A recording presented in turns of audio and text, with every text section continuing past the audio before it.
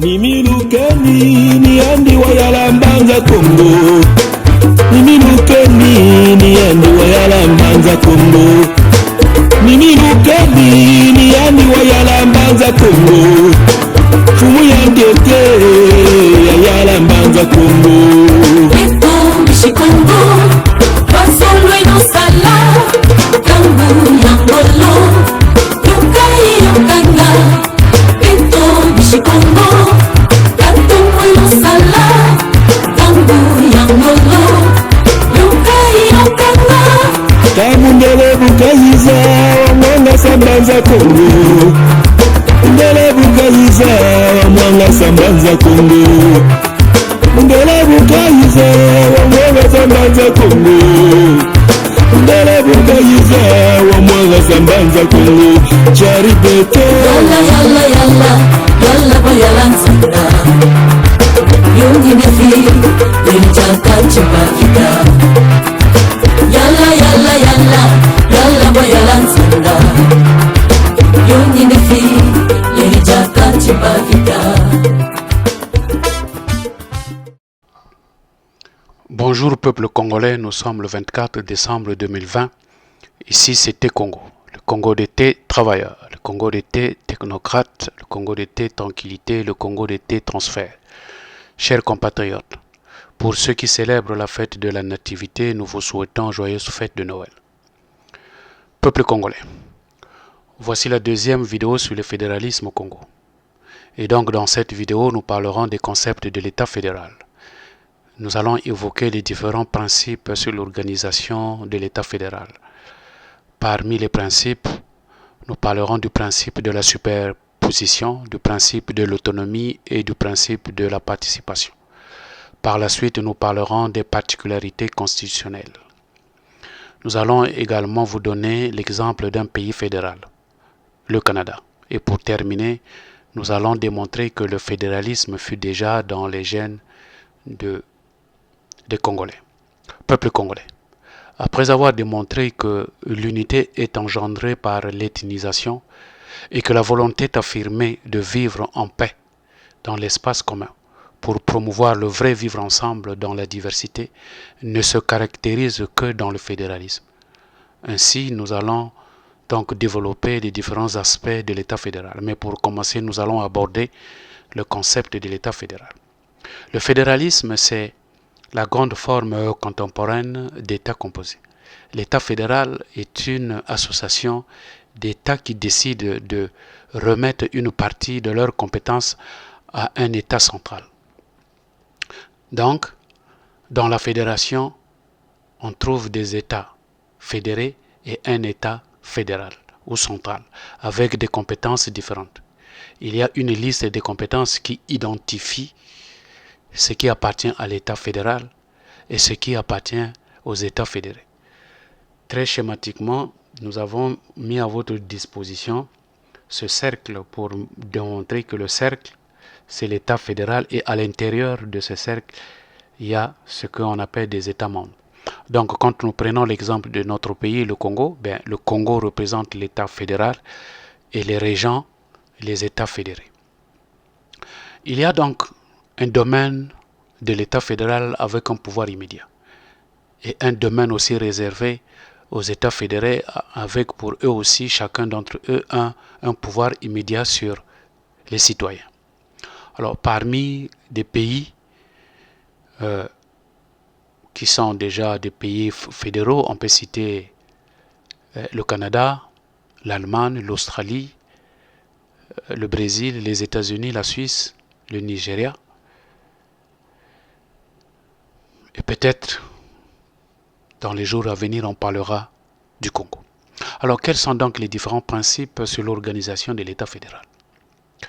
Peuple congolais, quel que soit le mode d'organisation de l'État fédéral, il y a une réalité complexe. C'est celle de la présence simultanée de deux formes étatiques, c'est-à-dire l'une globale, qu'on appelle l'État fédéral ou bien le super-État, et l'autre le plus limité, qu'on appelle l'État membre. Cela nécessite une articulation entre eux qui se fait selon donc les trois principes le principe de la superposition, le principe de l'autonomie et le principe de la participation. C'est quoi le principe de la superposition? Le principe de la superposition, c'est le principe où il y a deux ordres juridiques superposés qui vont s'appliquer directement aux citoyens. L'un global, celui qu'on appelle le super-État, à l'intérieur duquel s'inscrivent les autres particularités à chaque membre. Le système juridique de l'État membre s'inscrit dans le cadre général fixé par le système juridique de l'État fédéral. Le super-État est le seul qui soit considéré comme un État sur le plan international. Dans le principe de la superposition, l'État fédéral a des compétences immédiates, c'est-à-dire qui vont s'exercer sans intermédiaire sur les citoyens. Le principe de la superposition se caractérise également par l'existence d'un pouvoir supérieur et peut s'exercer sans intermédiaire. Ce n'est pas un pouvoir exclusif car à côté de ce pouvoir de superposition, il y a encore un autre pouvoir qu'on trouve dans le principe de l'autonomie. Ceci nous amène donc à voir le principe de l'autonomie. C'est quoi donc le principe de l'autonomie? Eh bien, avec ce principe, il y a un partage de compétences. C'est-à-dire, il y a des compétences exclusivement réservées à l'État membre. Par conséquent, l'État fédéral ne peut pas intervenir dans ce domaine. Il y a partage de compétences selon une liste variable, selon les cas. Et en principe, la variation peut s'exprimer par le fait que l'État fédéral a été construit soit par agrégation ou soit par ségrégation. Ce qui caractérise les États fédéraux, c'est qu'ils détiennent une compétence importante. C'est laquelle? Eh bien, c'est celle de pouvoir choisir leur propre gouvernement, ce qu'on appelle leur capacité d'auto-organisation. Autrement dit, le pouvoir de faire leur propre constitution, qu'on peut aussi appeler des chartes provinciales ou bien des chartes régionales. L'État fédéral impose en général une république. Mais dans ce cadre général, la forme peut être libre.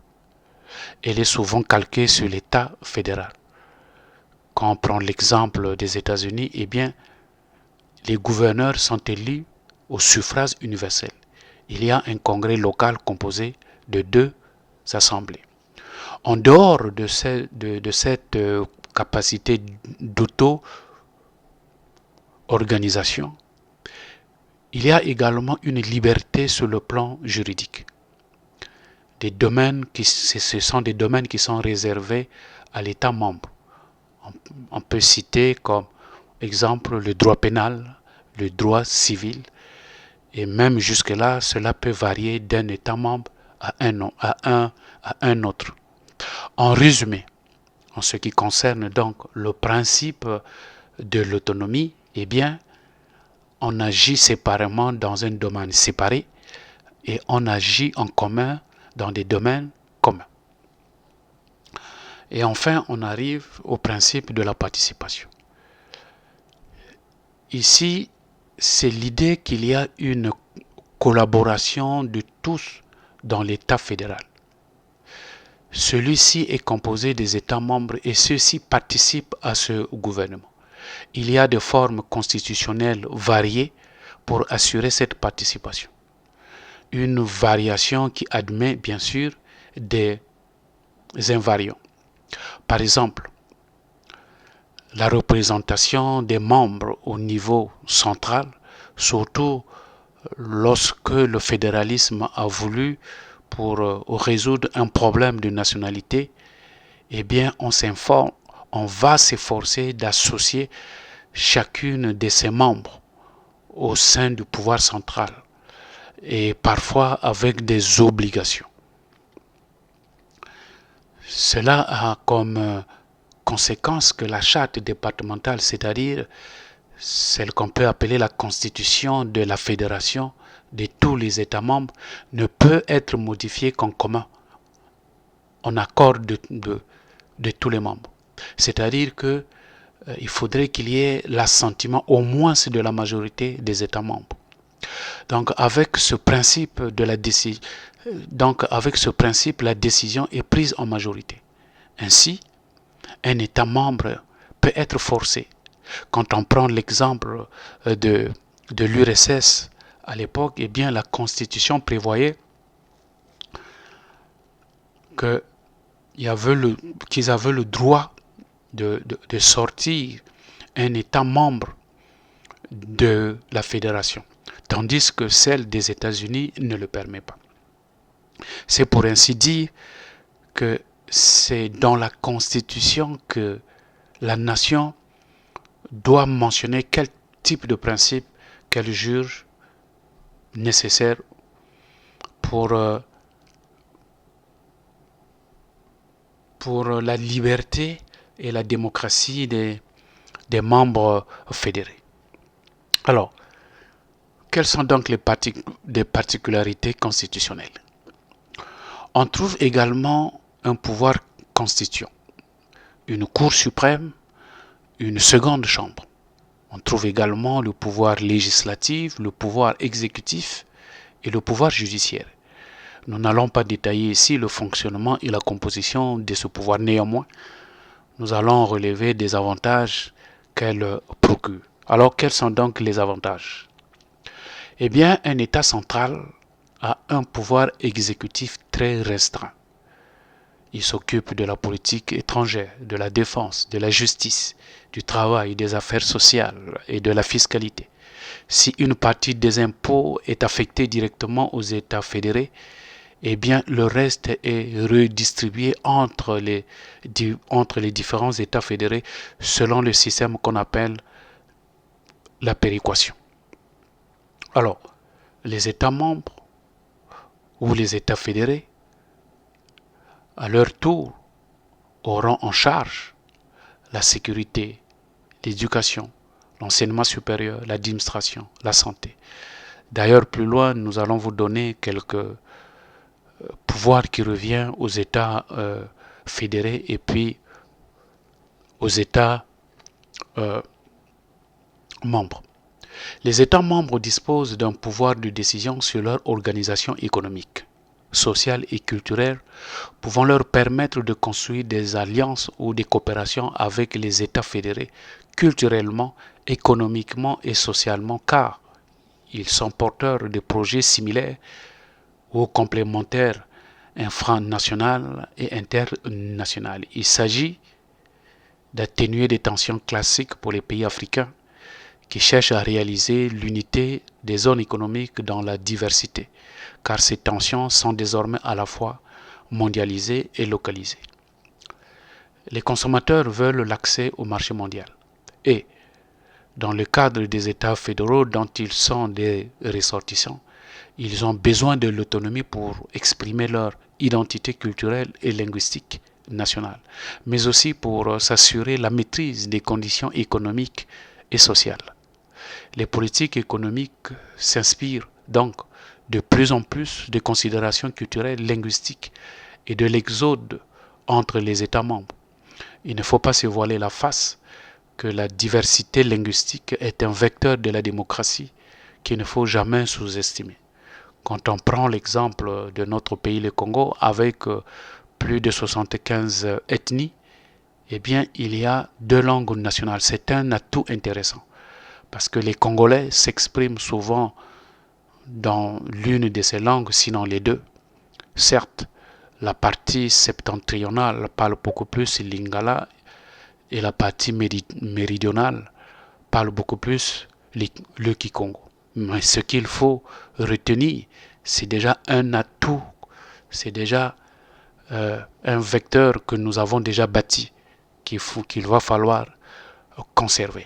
Alors, au-delà de la recherche de la stabilité politique et de l'émergence des institutions fortes et de l'émulation économique qu'elle produit, eh bien, cette organisation nous permet de nous préparer mieux aux défis que nous aurons à affronter au cours des décennies prochaines. Cela dit, il se manifeste aujourd'hui 4 tendances d'évolution qui ont trait au fédéralisme et à la décision économique. Donc la première tendance, c'est l'économie du marché. Eh bien, l'économie de marché est désormais une valeur presque universellement admise. Si variables soient les formes qu'elle revêt de par le monde et si tenace la difficulté de concilier l'équité parmi les hommes, eh bien, l'efficience économique est à projeter. Une économie de marché est essentiellement un système auto-organisé, non centralisé, qui produit de l'ordre à partir d'interactions humaines répétées dans un cadre de droit, de niveau de gouvernement et de compétences dans le cadre d'une constitution ou des traités constitutionnalisés.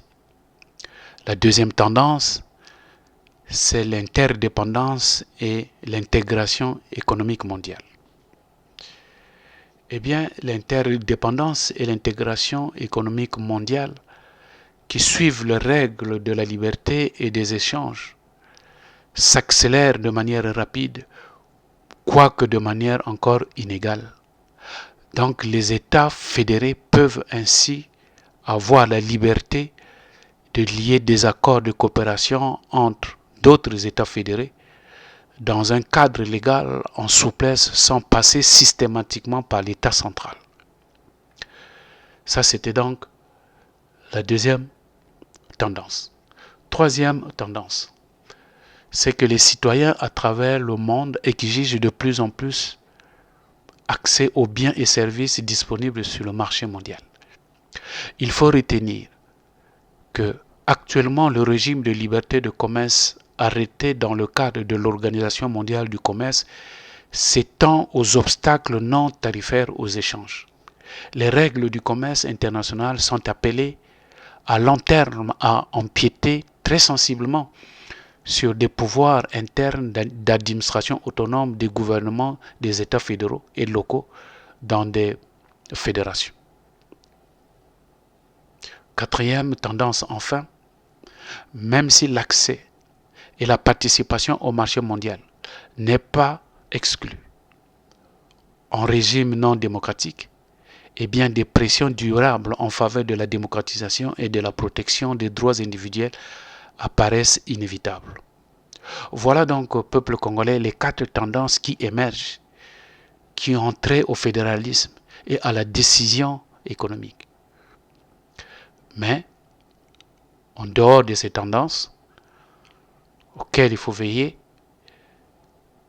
qui consolident le fédéralisme, mais il y a aussi la démocratie.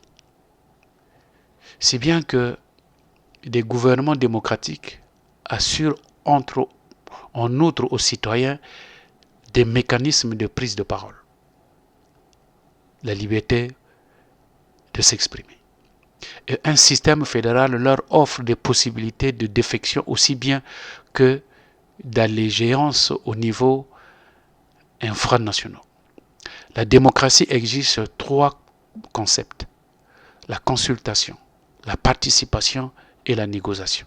Autant d'éléments qui aident les décideurs à forger le soutien ou le consensus politique nécessaire à l'efficacité de l'action politique. Le système fédéral impose des exigences supplémentaires en matière de ces 3 concepts, surtout chez les multiples responsables élus qui peuvent représenter les intérêts des citoyens par d'autres voies que des groupes de défense d'intérêts fonctionnant dans la société civile. Le système fédéral encourage l'expérimentation et l'innovation. Le gouvernement de l'une de ses composantes peut expérimenter une politique économique nouvelle. Si une expérience réussit dans un État membre, les autres États membres, y compris l'État central, peuvent aussi l'adopter. Mais en cas d'échec, il ne porte pas nécessairement préjudice à l'ensemble de la fédération, c'est-à-dire ça ne porte pas préjudice aux autres États membres. La fédération démocratique a pour avantage essentiel de produire et de fournir avec efficience des services publics adaptés à la diversité des préférences individuelles et collectives. Alors, tout ceci, c'est pour mieux aligner les coûts et les avantages des gouvernements pour une population variée. D'où un supplément d'équité dans la mesure où les citoyens disposent de leurs moyens pour ce qu'ils ont d'assumer de meilleurs ajustements des biens publics et de leurs caractéristiques spatiales. Avec les économies d'échelle variables selon le cas, cela devrait permettre de réaliser, de stimuler la concurrence, l'expérimentation et l'innovation au sein du gouvernement, d'être plus réceptive aux préférences des citoyens et à la démocratie. Les gouvernements des États fédéraux et locaux ont le pouvoir et les moyens d'y satisfaire, d'obliger les décideurs à répondre de leurs choix avec plus de transparence et à être plus près du citoyen et d'être plus sensibles aux préoccupations des États fédérés infranationales. Notamment parce que des gouvernements de ces composantes ont le pouvoir de leurs besoins.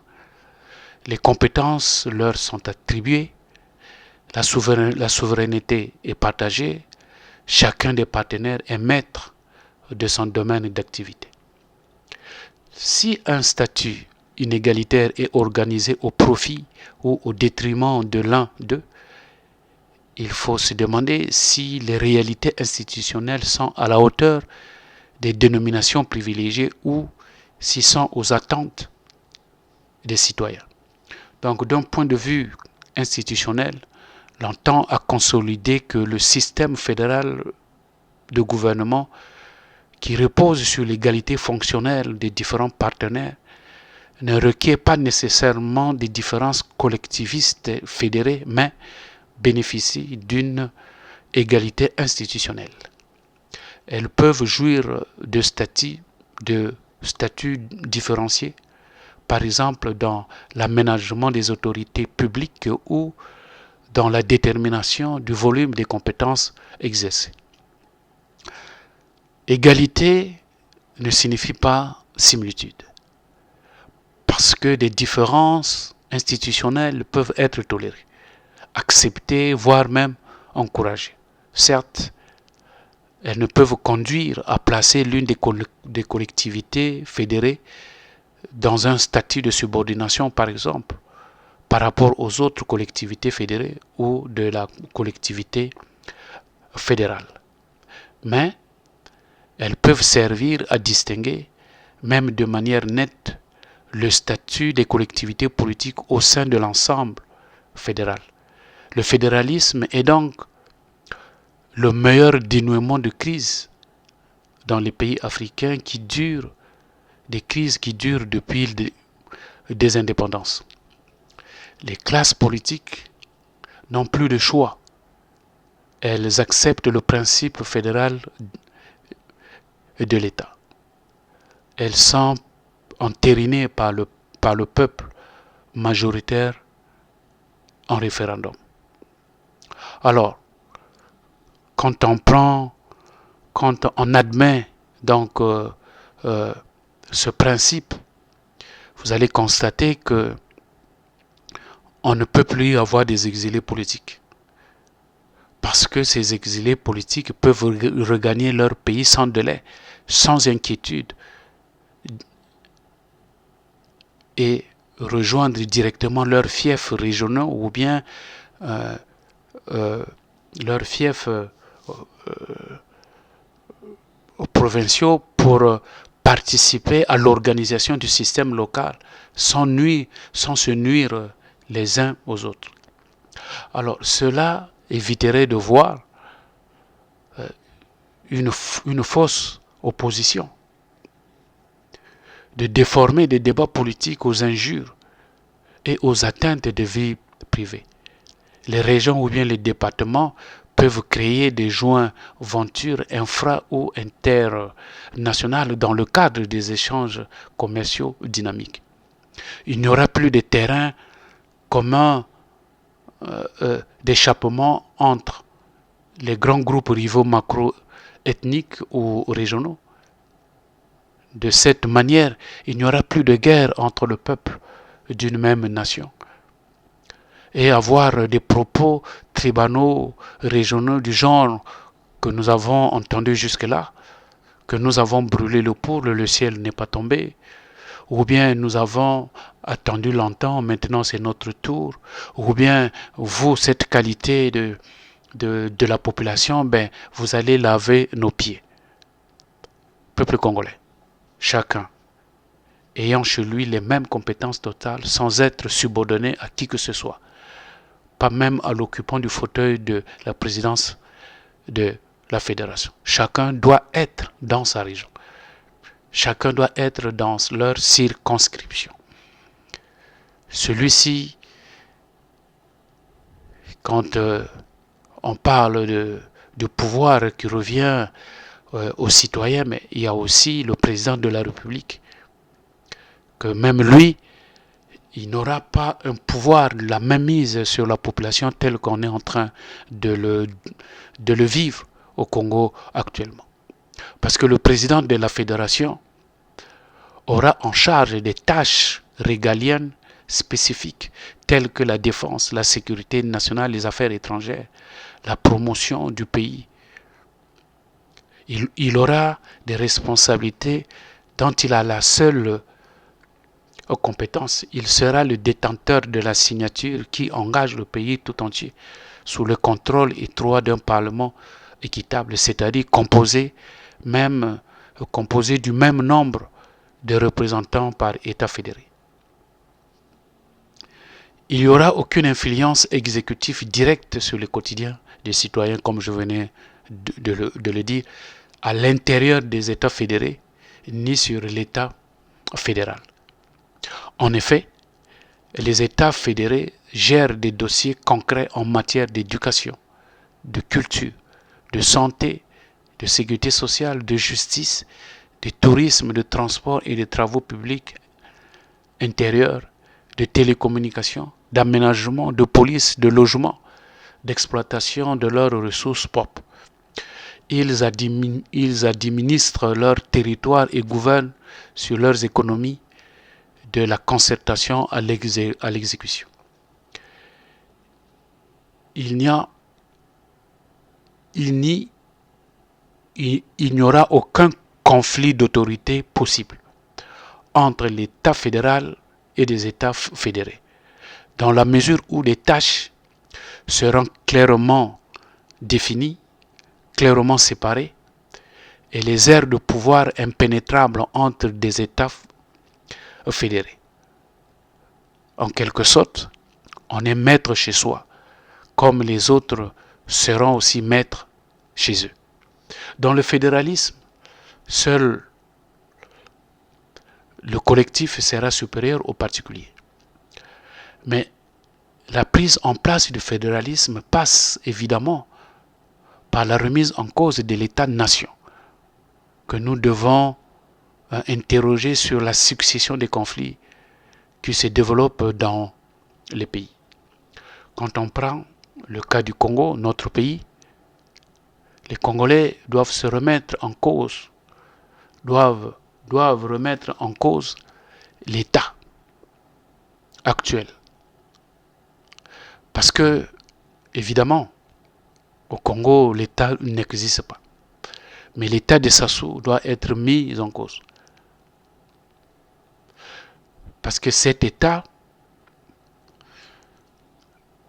est la cause des conflits et du tribalisme que le pays a connu. Et c'est justement à cause de cet État de M. Denis Sassou Nguesso que le pays manque de paix. Peuple congolais, selon la vision de la France, la nation doit être réduite et confondue avec le concept de la République qui devrait être une et indivisible. Sauf qu'avec la réalité africaine, cela a connu beaucoup de difficultés dans l'application. Parce parce qu'elle nie l'existence de la pluralité culturelle, ethno-linguistique et induit d'office une notion de citoyenneté dont la simulation ne s'est toujours pas faite, et ceci depuis plus de 60 ans, après les indépendances. Donc, la seule solution qui nous paraît plus raisonnable, si nous voulons réellement une nation, une et indivisible, c'est de faire adopter à notre nation le fédéralisme. Parce que le fédéralisme est la seule voie pour l'expression des identités, pour la paix durable, pour une évolution assurée vers le XXIe siècle.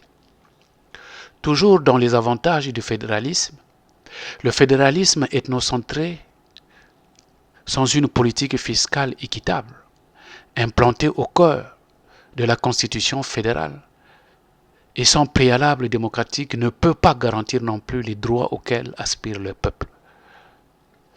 Le fédéralisme fiscal est donc le pilier de la fédération et le garant de l'équité entre les États membres, avec un État fédéral qui assure bien sûr l'égalité des citoyens devant la loi et la nation indépendamment de l'État dont ils sont membres. Face à l'hétérogénéité des revenus fiscaux des États fédéraux confrontés à la question de la redistribution, qui s'exprime souvent en termes de conflits, doit mettre en œuvre des valeurs d'équité entre des États membres pour justement éviter ces conflits, et ceci en passant par le principe justement de la péréquation. Le rôle économique de la fédération, le principe d'égalité des chances, le principe des transferts interrégionaux sont alors déterminants pour l'espace des politiques publiques de redistribution. Le principe d'égalité permet donc aux citoyens de quitter son État membre pour montrer sa désapprobation face à la politique menée par ses gouvernements. Ces règles d'équité, d'égalité, servent d'ordinaire d'étalon pour mesurer l'état de relations juridiques entre les individus au sein de la société politique. Cette même règle d'égalité sert également à mesurer l'état d'avancement de la société démocratique. Et si celle-ci devait aussi servir à mesurer l'état de relations entre les diverses collectivités politiques qui sont instituées au sein de l'État fédéral. Donc, d'un point de vue fonctionnel, il faut considérer que la collectivité fédérale, d'un côté, les collectivités fédérales de l'autre, doivent être placées sur un pied d'égalité lorsqu'il leur appartient d'exercer des fonctions respectives qui leur reviennent, concrètement de mettre en œuvre des compétences qui leur sont attribuées. La souveraineté est partagée. Chacun des partenaires est maître de son domaine d'activité. Alors donc, je disais, de point de vue institutionnel, il faut considérer que le système fédéral de gouvernement, qui repose sur l'égalité fonctionnelle des États membres, ne requiert pas nécessairement que des différentes collectivités fédérales bénéficient d'une égalité institutionnelle, afin d'assurer la même égalité de service à tous les membres, quel que soit leur État membre. Il apparaît évident de confier à l'État fédéral, voire à une instance supranationale, les responsabilités en matière de la stabilisation macroéconomique, mais en particulier dans les domaines monétaires et budgétaires. La promotion de la croissance économique est, pour sa part, souvent partagée entre l'État fédéral et les États membres. Voilà donc très succinctement, peuple congolais, les différents principes de l'organisation de l'État fédéral que nous avons portés à la connaissance des Congolais. Voici maintenant, nous allons vous donner l'exemple d'un système d'un État fédéral, d'un pays qu'on appelle le Canada. Mais avant de vous parler de du fédéralisme canadien, nous allons peut-être faire une géographie et un peu l'histoire de ce pays pour pouvoir d'abord connaître c'est quoi le Canada. Eh bien, le Canada, c'est un pays situé au nord du continent américain. Le Canada est le deuxième pays du monde du point de vue superficie après la Russie. Son territoire couvre près de 10 millions de kilomètres carrés, soit 30 fois le Congo. Au sud du pays s'étend une frontière que le Canada partage avec les États-Unis. Une frontière que les deux nations collaborent au maintien d'une sûre et efficace. Alors, à l'ouest de ce pays, on trouve l'océan Pacifique et Alaska, les États-Unis. À l'est, on trouve l'océan Atlantique et au nord, l'océan Arctique. Le Canada compte environ 34 millions d'habitants. La majorité des Canadiens résident dans les grandes villes et ils vivent également en région rurale et dans les villages et puis un peu partout. Donc voilà ce que on avait prévu vous parler du point de vue et l'emplacement de ce pays. Alors, pour la petite histoire, en 1534, c'est de 1534 à 1542 que Jacques Cartier, un Français, va traverser l'Atlantique 3 fois pour aller revendiquer la terre pour le compte du roi de la France, qu'on appelait François Ier. Donc quand Jacques Cartier arrive donc au nord du continent américain, il va capturer des guides. Et ces guides qu'il va entendre prononcer un mot dans un ethnie qu'on appelle Iroquois, eh bien, ces autochtones vont donc prononcer le mot katana, le mot Kanata, Kanata avec K, K-N-A-T-A. En fait, qui voulait tout simplement dire village. Et c'est à partir de cela qu'on va donc voir apparaître le nom Canada dans les années 1550.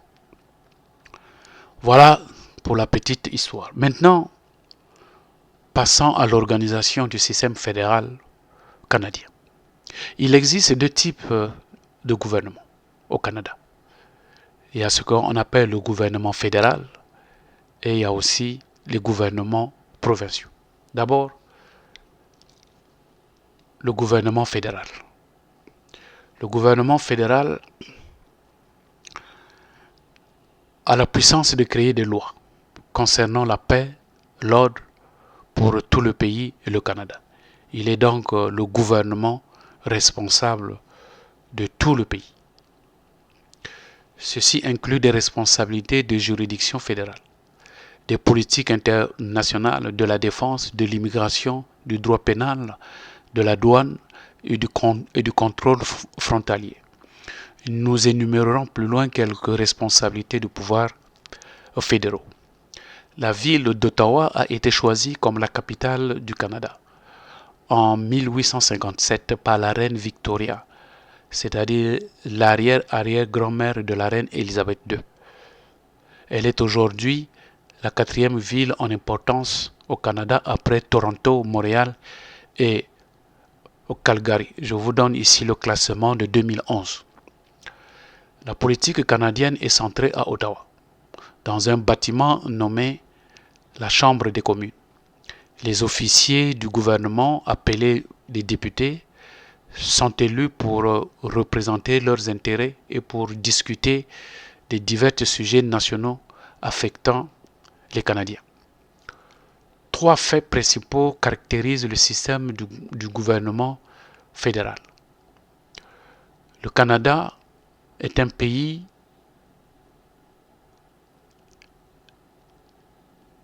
avec un système d'État fédéral. Ça, c'est le premier principe. Le deuxième principe, le Canada est une démocratie parlementaire. Et enfin, le troisième principe, le Canada est une monarchie constitutionnelle.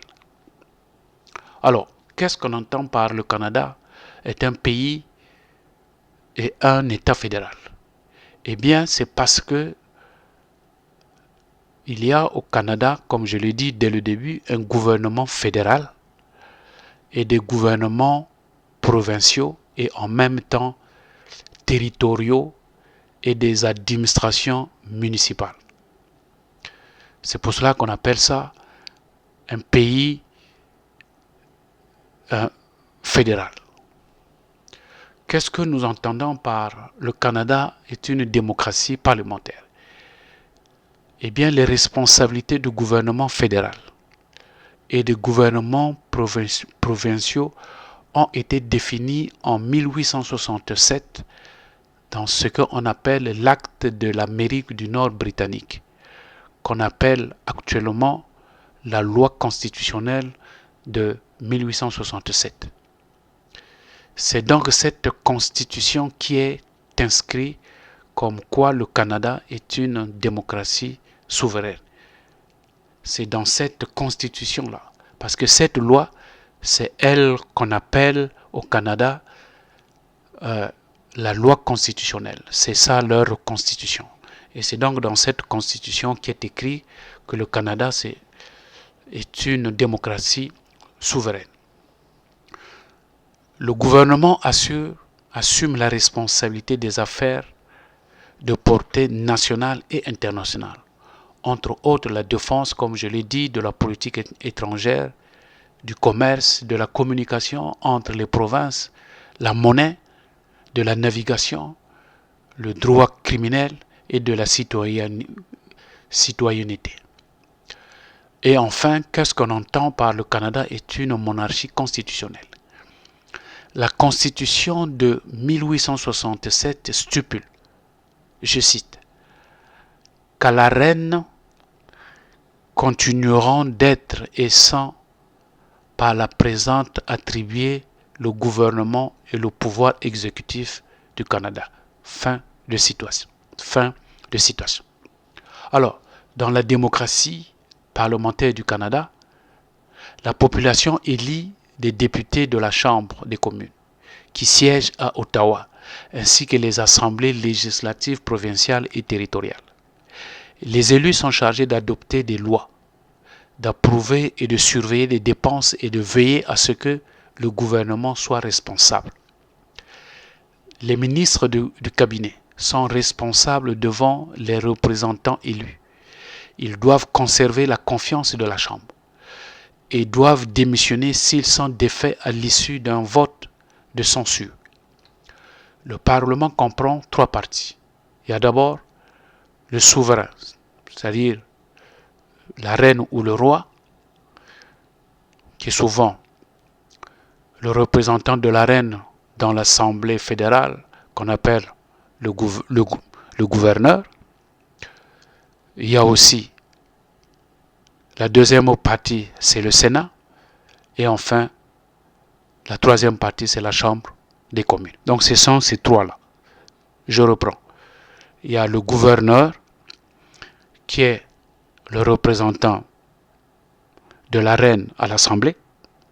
Il y a le Sénat et la Chambre des communes, c'est-à-dire des élus. Dans le gouvernement fédéral, le Premier ministre choisit les ministres des cabinets et il est responsable des activités des politiques du gouvernement. La Chambre des communes est la Chambre des représentants composée des députés élus par la population, traditionnellement tous les 4 ans. Les sénateurs sont nommés par le gouverneur général sur recommandation du Premier ministre et reste en poste jusqu'à l'âge de 75 ans. La Chambre des communes et le Sénat examinent et refusent et revisent les projets de loi. Aucun projet de loi ne peut devenir une loi au Canada avant d'avoir été adopté par les deux chambres, c'est-à-dire le Sénat et la Chambre des communes, et d'avoir obtenu la sanction royale accordée par le gouverneur général au nom du souverain. Alors, pour être plus explicite, je vais prendre l'exemple. Actuellement, le Premier ministre fédéral au Canada s'appelle Justin Trudeau. Il vient d'avoir son deuxième mandat. Lors du premier mandat, comme du deuxième mandat d'ailleurs, les Canadiens, quand ils vont aux urnes, ne vont pas voter le Premier ministre, comme en France où les Français partent voter le président de la République. Au Canada, ils ne vont pas voter le Premier ministre, mais ils vont voter un parti, ils vont voter les députés d'un parti. Le parti qui va avoir la majorité, c'est ce parti-là qui va donc nommer le Premier ministre, et très souvent c'est le chef du parti qu'on nomme. Donc pour prendre l'exemple de M. Trudeau. M. Trudeau, Justin Trudeau, était le chef d'un parti qu'on appelle le Parti libéral. Ce parti libéral avait eu la majorité des Canadiens, la majorité des députés. Il avait eu la confiance des Canadiens. Donc avec cette majorité, le Parti libéral avait donc nommé le chef du parti, donc Justin Trudeau, comme Premier ministre. Et donc à la suite de là, il avait composé un gouvernement fédéral. Il avait donc eu la majorité parlementaire. Au deuxième mandat,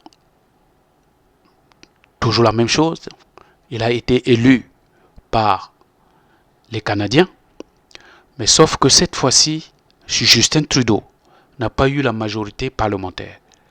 Qu'est-ce qu'il a fait? Il a donc composé avec les autres partis. C'est ça qu'on appelle, il a la minorité. Donc c'est un gouvernement minoritaire. Il a composé avec les autres partis parce que lui-même, il n'avait pas eu la majorité. Mais c'est le parti qui avait eu plus de députés. Voilà pourquoi il avait été élu. Mais ça ne lui permettait pas, avec ces députés qu'il avait obtenus, d'avoir une majorité à la Chambre des communes. Voilà pour la petite parenthèse. Et donc, il a le pouvoir de représenter le Canada sur le plan international. Voilà pourquoi c'est lui qui nomme les ambassadeurs. C'est lui qui participe au G7. Voilà, peuple congolais, en ce qui concerne le système fédéral du Canada. Alors, quelques pouvoirs qui reviennent au fédéral.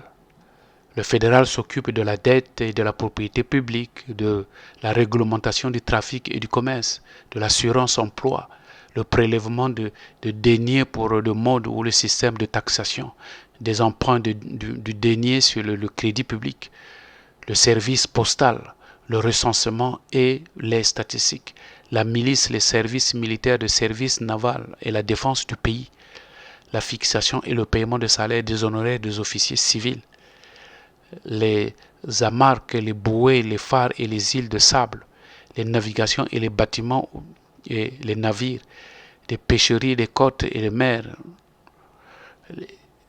les cours monétaires et le monnayage, les banques, l'incorporation de banques et l'émission de papier monnaie, les caisses d'épargne, des poids et mesures, des lettres d'échange et les billets provisoires, des intérêts de l'argent, les offres légales, les banqueroutes et la faillite, les brevets d'invention et de découverte, les droits d'auteur, la naturalisation et les aubins, les mariages et les divorces, les lois criminelles, des établissements de maintien de l'administration pénitentiaire. Bref, tout cela revient au fédéral. Ils ont un pouvoir là-dessus.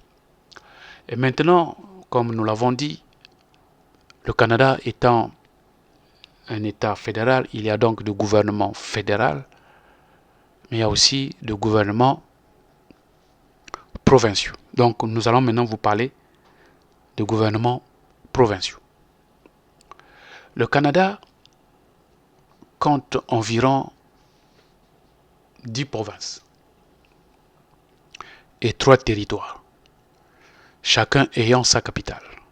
Chaque province a sa propre assemblée législative élue, comme à la Chambre de communes à Ottawa. C'est le même principe que je venais de décrire.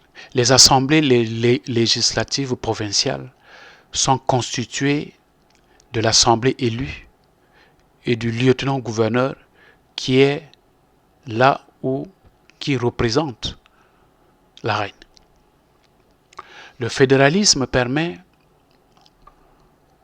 aux différentes provinces d'adopter des politiques adaptées à leur population et de mettre à l'essai de nouvelles idées politiques.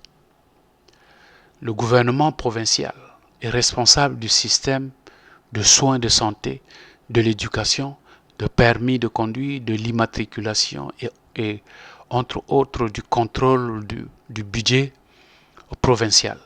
Les provinces sont responsables de la municipalité, de l'éducation, de la santé, comme je venais de dire, des ressources naturelles, de la propriété et des droits civils ainsi que des autoroutes. Le gouvernement fédéral et les provinces se partagent la responsabilité de l'agriculture et de l'immigration.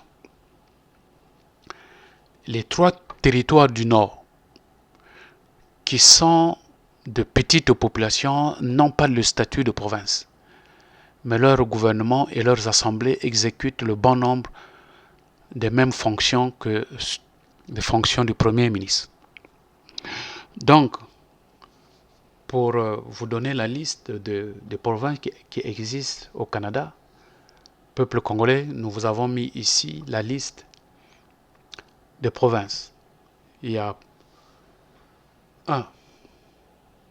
Ontario, qui a pour capitale Toronto. Toronto, dans cette province de Ontario, la population est anglophone à 94%. Là-bas, on parle anglais à 94%. La population est de 13 792 000 pour une superficie de 1 076 000 km². Le premier ministre est Doug Ford. Deuxième province, c'est le Québec. La capitale, c'est Québec. Je vais détailler ça plus loin.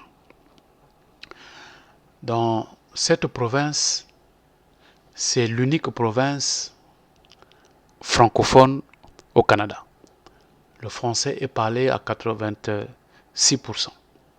La population est de 8 236 000 habitants. Je vous donne ici, en passant, les estimations de 2016.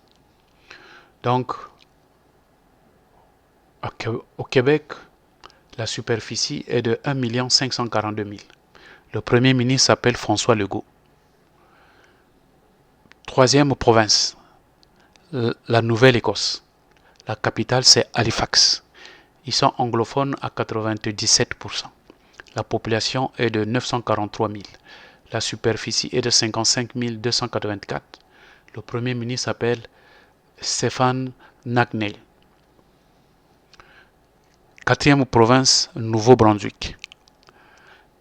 Ici, je voulais souligner pour dire que cette province qu'on appelle Nouveau-Brunswick est l'unique province bilingue, c'est-à-dire les deux langues sont obligatoires. La capitale est Fredericton. Donc, sauf que l'anglais domine à 68% et le français à 32%. La population est de 737 900. La superficie est de 72 900. Le premier ministre s'appelle Blen Eyck.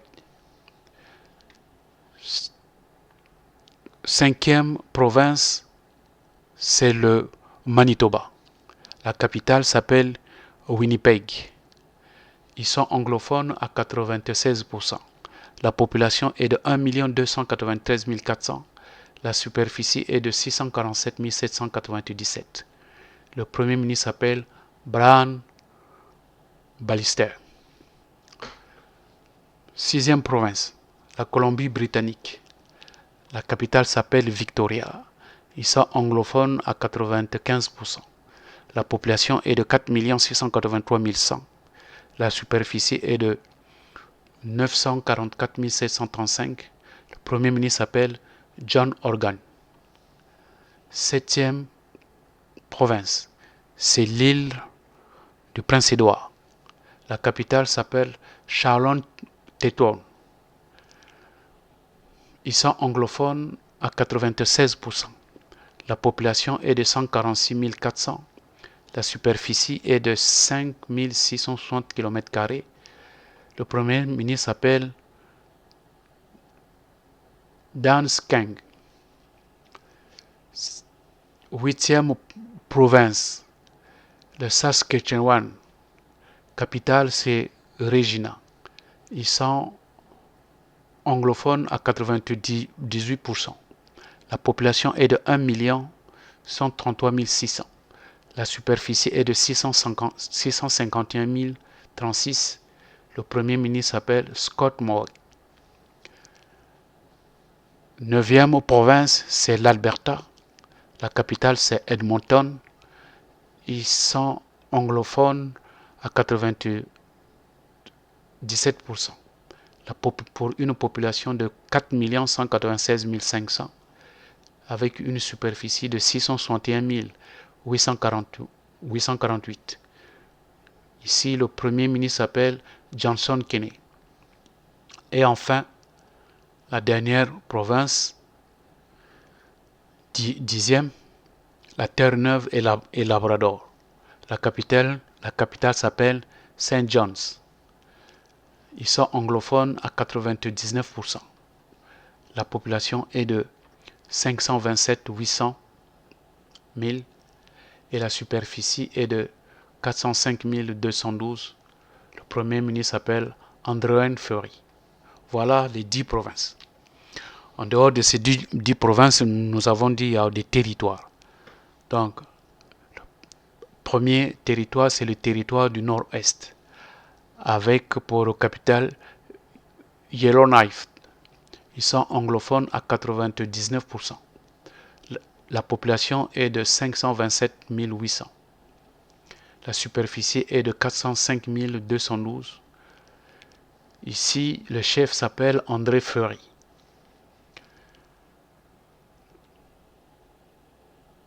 Non, le chef s'appelle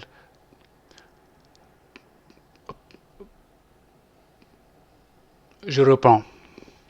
Pardon, excusez-moi. Donc, premier territoire, c'est le territoire du nord-est. La capitale, c'est Yellowknife.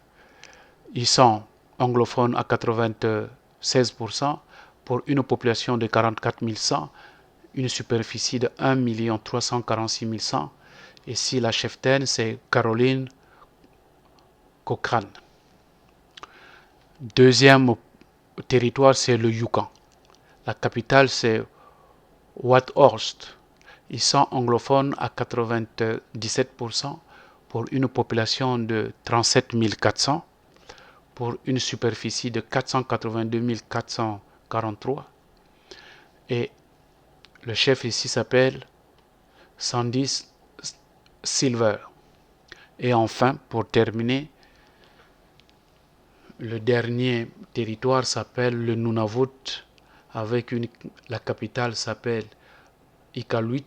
Ils sont anglophones à 93%. La population est de 36 900 pour une superficie de 2 93 183 km². Et ici, le chef s'appelle Joe Savikat. Voilà donc au peuple congolais quelques provinces et territoires du Canada. Alors, quels sont donc les pouvoirs qui reviennent aux gouvernements provinciaux? Ils ont le pouvoir de taxation directe dans les limites de la province, les emprunts du denier sur le seuil de crédit de la province. Ils ont un pouvoir sur la création et la tenue des charges provinciales, l'administration et la vente des terres publiques appartenant à la province, l'établissement et l'entretien de l'administration de prisons publiques, l'établissement et l'entretien de l'administration et des hôpitaux, asiles, les institutions municipales dans la province, les licences de boutiques, cabarets et auberges, des travaux et entreprises d'une autre nature locale, des incorporations des compagnies pour des objets provinciaux, la célébration du mariage dans la province, la propriété et le droit civil dans la province, l'administration de la justice dans la province, l'inflation des punitions par voie d'amende, de pénalités et emprisonnement, l'éducation. Bref, tout cela revient au pouvoir du province. Alors, pendant que nous y sommes, je voulais vous parler de province du Québec. La province du Québec parce que c'est la seule province francophone qui se trouve au Canada. Le Québec est une province parce que beaucoup de gens ont tendance à nous poser la question où ils n'ont jamais compris c'est quoi le Québec. On nous parle de Québec, la ville Québec. En fait, en réalité, Québec c'est une province. Et cette province-là a une capitale, si vous voulez, la capitale politique qu'on appelle Québec. Donc la province s'appelle Québec et la ville s'appelle aussi Québec. La deuxième ville, c'est Montréal. Donc le Québec est une province majoritairement francophone, à l'est du Canada. Elle comprend 2 villes dynamiques au sud. La métropole de Montréal doit son nom au Mont-Royal, colline aux 3 sommets située au cœur de la ville.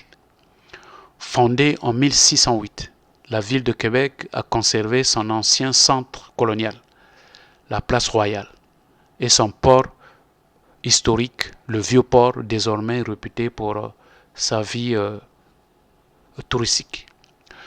Le système parlementaire et démocratique est le même que celui du fédéral. Je vous ai mis ici la carte peuple congolais pour comprendre encore mieux le système démocratique au Québec. Mais c'est la même façon, c'est la même chose qu'au fédéral. Donc le grand cercle que vous êtes en train de voir en bas, ça c'est le peuple. Ce sont des citoyens. Le grand cercle, ce sont les Canadiens. Et le petit cercle à l'intérieur, ce sont les Québécois. Donc quand ils partent voter, j'ai dit tout à l'heure, ils ne partent pas voter un leader, mais ils partent voter un parti. Donc, ils votent donc les candidats des partis, et le parti qui va avoir la majorité va donc constituer ce qu'on appelle un gouvernement. Donc il va y avoir d'abord l'Assemblée nationale. C'est donc au cours de cette Assemblée nationale qui va exercer le pouvoir législatif. Alors, la particularité ici, c'est que avec cette Assemblée nationale, je suis d'abord à l'échelle provinciale, le Québec. C'est qu'une fois que l'Assemblée nationale est mise en place avec les 125 députés au Québec, je parle bien au Québec parce que c'est pas la même chose au Nouveau-Brunswick ou bien c'est pas la même chose à Toronto. Donc, l'Assemblée nationale quand il sera constitué de 125 députés, va avoir un regard, ou bien peut être sanctionné par le lieutenant-gouverneur. C'est qui le lieutenant-gouverneur? Le lieutenant-gouverneur joue le rôle du gouverneur au fédéral. Le lieutenant-gouverneur, c'est lui qui représente la reine. Vous le savez bien comment ça se passe au Royaume-Uni. Quand le Premier ministre est élu, il va donner la lettre chez la reine. Donc en quelque sorte, pour aller avoir son approbation. Ici, là aussi, c'est la même chose.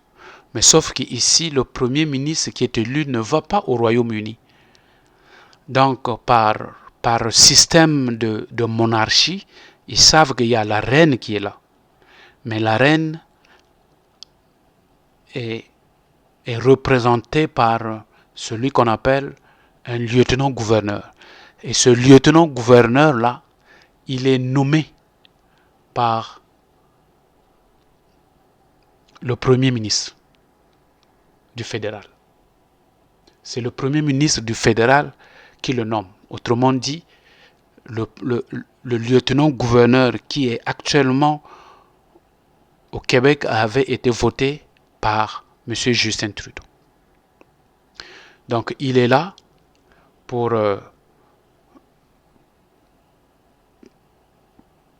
poser l'assaut sur les lois qui ont été votées par les députés à l'Assemblée.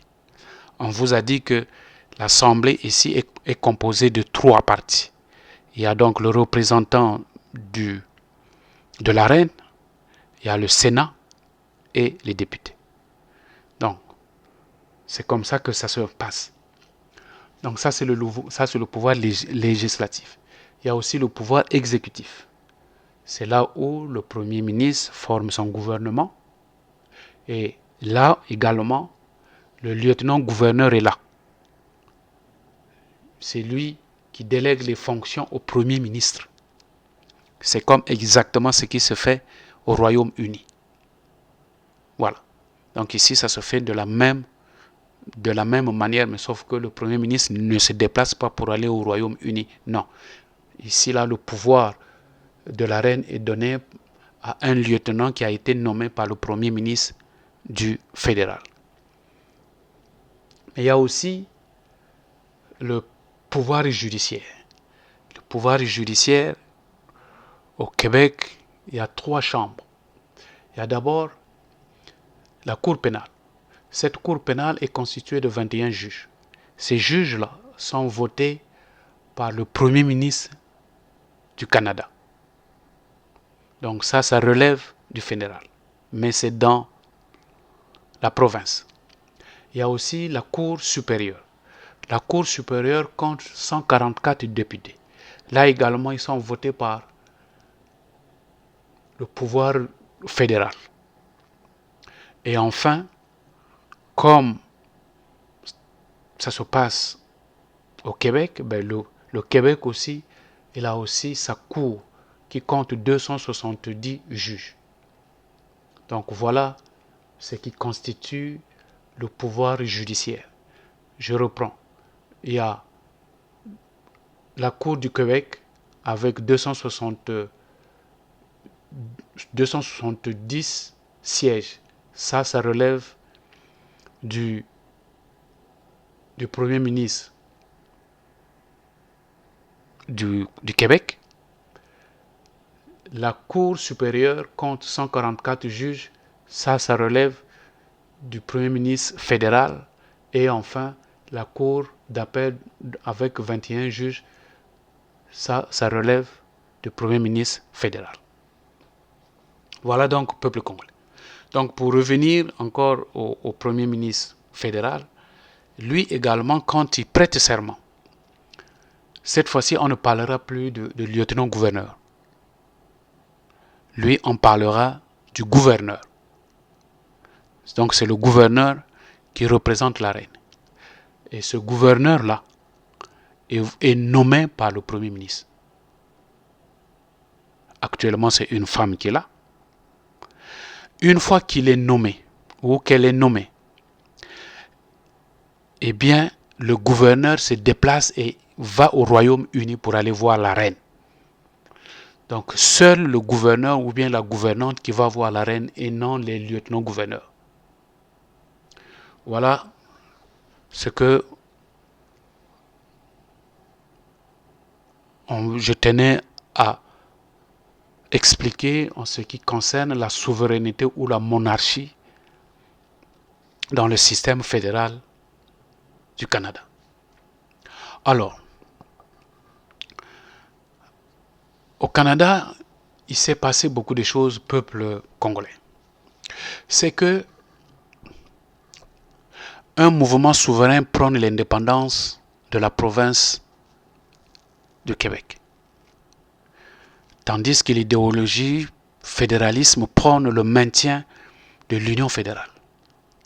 Différents projets de réforme constitutionnelle ou de l'indépendance ont été proposés depuis des années 1960. Il faut que je explique bien cela, surtout pour des Congolais qui aspirent, pour une partie des Congolais qui viennent nous parler de scission.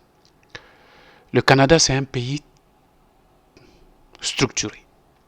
Et surtout le Québec, c'est une province qui s'est déjà bien préparée depuis des années 1960 pour avoir son indépendance. Donc c'est un pays, aujourd'hui, on peut dire c'est une nation dans une nation. La seule chose qui lui manque, c'est d'avoir son indépendance et puis avoir sa monnaie. Sinon, dans tous les domaines, il s'est organisé. Ce qui fait que c'est la seule région où les citoyens payent deux impôts. Il y a les impôts qui vont au provincial et les impôts qui vont au fédéral. Les 9 autres provinces que nous vous avons citées, eux, ils ne payent les impôts qu'au fédéral. Mais au Québec, on paye au fédéral et au provincial. Pourquoi? Mais parce que le Québec se prépare à être indépendant.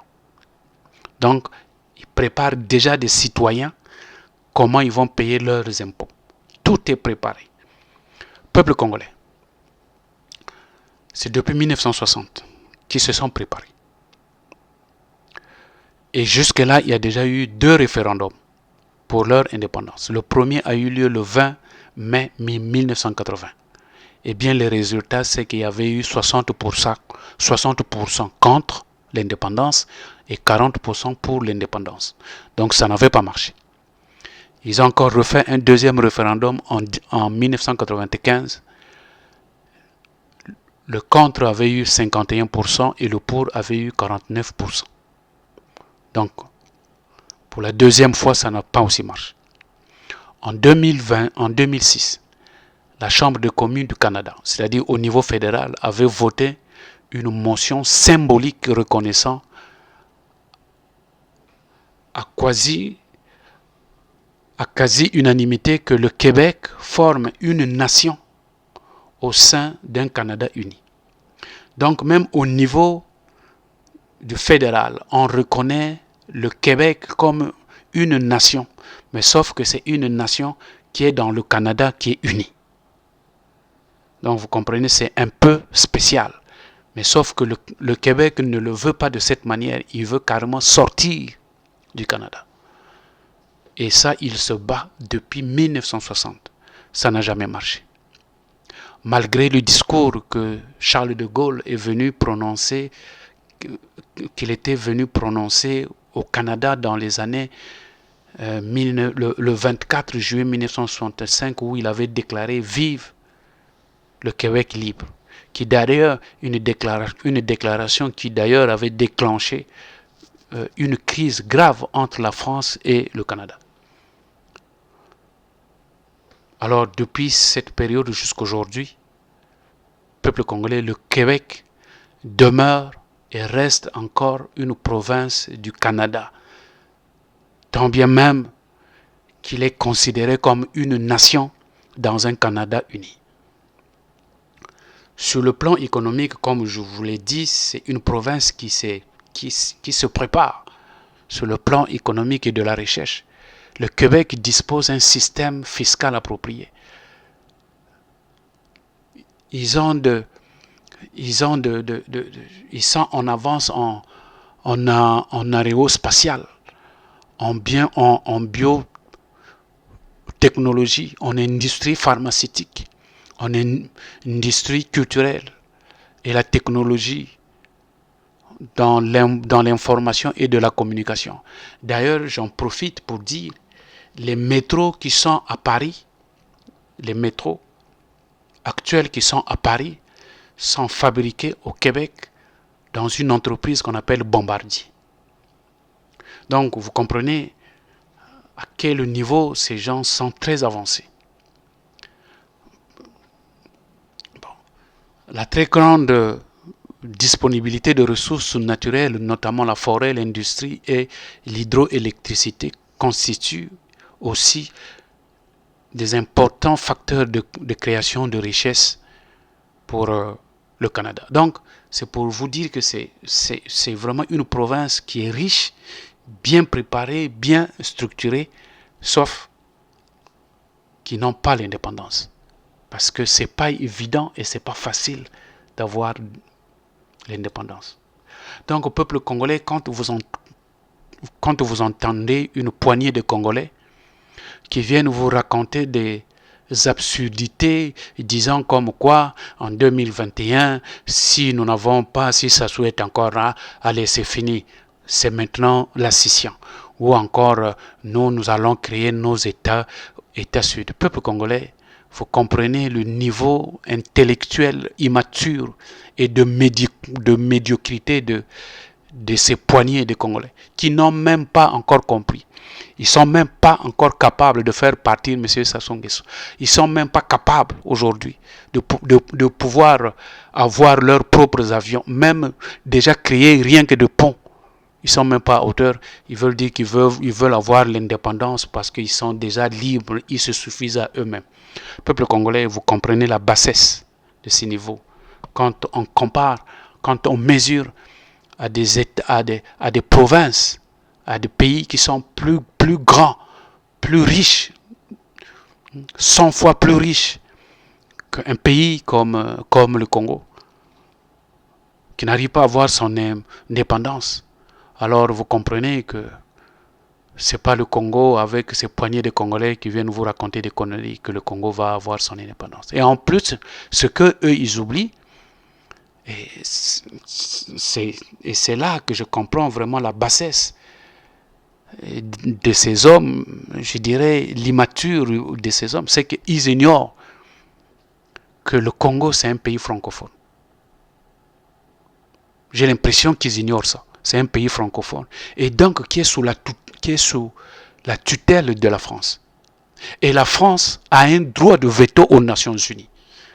Donc, ils vont avoir leur indépendance. Le dossier va aller aux Nations Unies, mais lesquels qui auront les derniers mots? Peuple congolais. Ce ne sont pas des Congolais, c'est la France. Et la France a un droit de veto. Peuple congolais, voilà un peu ce que nous avons à dire quand nous avons choisi ce pays-là comme un modèle de fédéralisme. Mais certainement, vous allez vous poser la question, mais pourquoi vous aviez choisi ce pays comme exemple? Eh bien, nous avons deux raisons. La première raison, c'est que le Canada a un système de fédéralisme un peu particulier. Je crois que vous l'aviez maintenant compris. En plus, le Canada, c'est un pays de grand cœur. Vous savez, avec la guerre qu'il y a eu en Syrie, beaucoup de Syriens sont allés au Canada. Même quand Donald Trump a menacé des gens qui étaient en situation irrégulière aux États-Unis, le Premier ministre Trudeau leur a ouvert la frontière. Ils sont tous rentrés. Voilà pourquoi nous disons que c'est un pays de grand cœur. Et d'ailleurs, beaucoup de Congolais de Congo démocratique, avec des guerres qu'il y a eu là-bas, sont allés au Canada. Même les Congolais du Congo-Brazzaville, avec les guerres qu'il y a eu après dans les années 98 et 99. Beaucoup de Congolais, la plupart de ceux qui crient là-bas, sont partis après la guerre de 1999. Ce pays-là leur a ouvert les frontières, ils sont rentrés. Donc c'est un pays de grand cœur. Mais c'est aussi un pays de droit. Vous savez,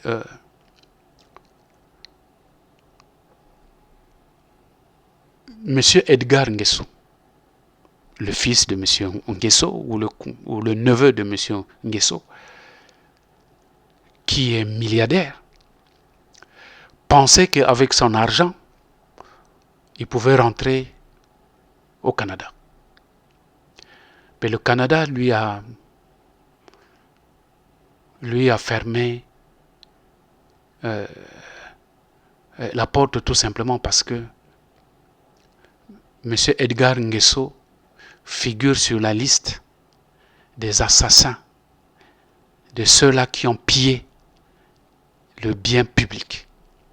Et comme le Canada, c'est un pays de droit, malgré qu'il a des maisons au Canada, malgré qu'il a une femme au Canada, malgré qu'il a des enfants au Canada, M. Edgar Nguesso a l'interdiction de ne pas rentrer au Canada. Pourquoi? Parce que c'est un pays de droit.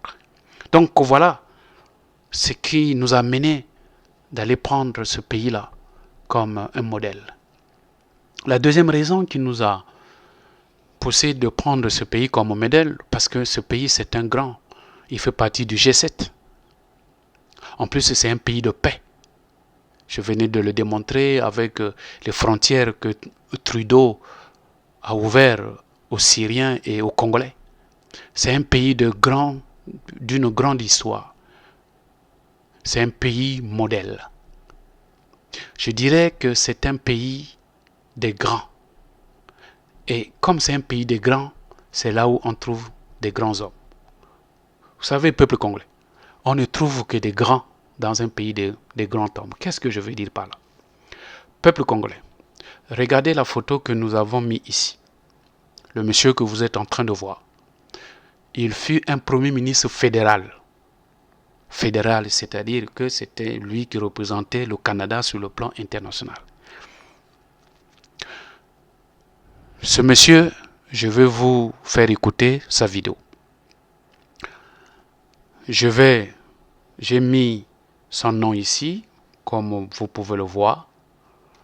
Il s'appelle Bram Mulroney. Bram Mulroney. Ce premier ministre que vous êtes en train de voir, regardez-le bien.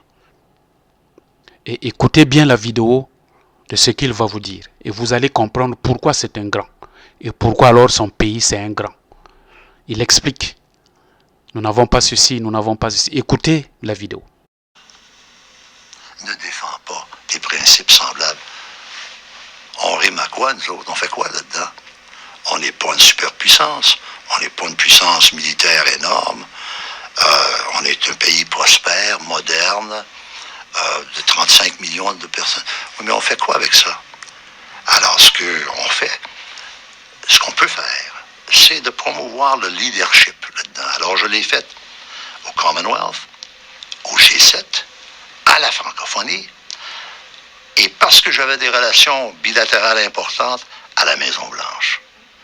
Et c'est comme ça qu'ultimement, quand je me suis ramassé comme président du Commonwealth, en 87 et 88, j'ai pu poser des gestes qui ont débloqué le dossier en faveur de Nelson Mandela. Et c'est pour ça que le lendemain de sa libération, Mandela m'appelle. Imagine-toi ma surprise. Et Mandela m'appelle, puis il me dit, quand j'étais en prison, j'ai entendu au BBC qu'un jeune premier ministre conservateur au Canada avait pris le leadership dans mon dossier. Et j'ai suivi ça depuis quelques années.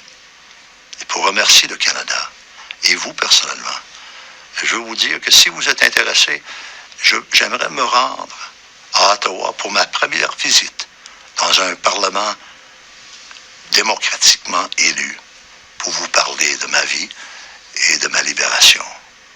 Alors moi, je joue tout le téléphone.